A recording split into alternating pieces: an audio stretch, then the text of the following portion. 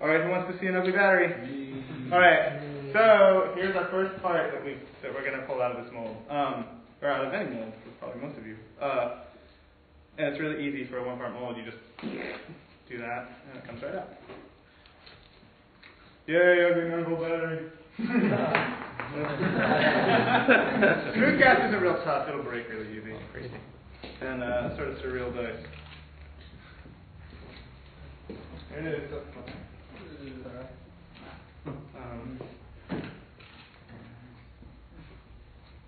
The general texture reminds me of those Lego-shaped candy. Candy? I recall a while back novelty Lego-shaped candy. It may still be in production, and although I wouldn't dare eat that, that is what I'm reminded of. I'm worried there are still on this one. Yeah, exactly. You're right. It's amazing how much detail it'll pick up. And when you do really, really terrible examples like this, a lot of that subtlety is lost. But that's one of the things.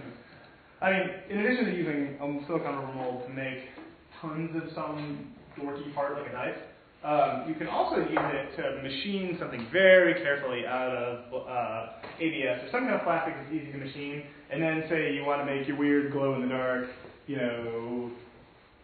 flying V guitar or whatever, like, you want to make like one fancy schmancy thing out of like some crazy material. Casting is good for that because a lot of times you can make something out of a material that you would never ever be able to machine. So help me make a weird flying V glow in the dark. Working on it right now. It's not a flying V. I'm not. Does the resin shrink? It changes dimensions in different ways. Part of the reason you make a box mold like this when you're really serious about mold making is if you enclose your mold in something rigid like this that the silicone won't give. The sort of poor man's box mold is to just use a shit ton of rubber, and then the rubber tends to expand a lot less, which is sort of how that dice is.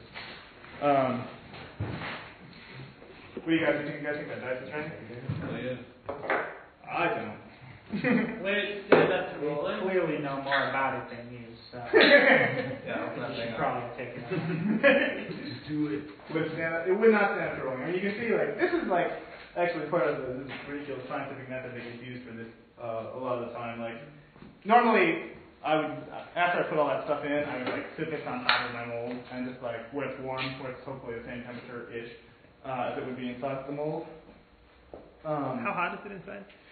It's hard to say because when I got this thermometer, I wanted to make really sure that when I put it in the fitting in the lid, when I set the lid down, it wouldn't hit the thermometer probe and break it or break the lid or snarl something up. So that thermometer probe only goes about that far back, and the heating element is way back here. So it's not very accurate. It should be about 200 degrees inside. It's not 200 degrees inside there, but it's better than in here.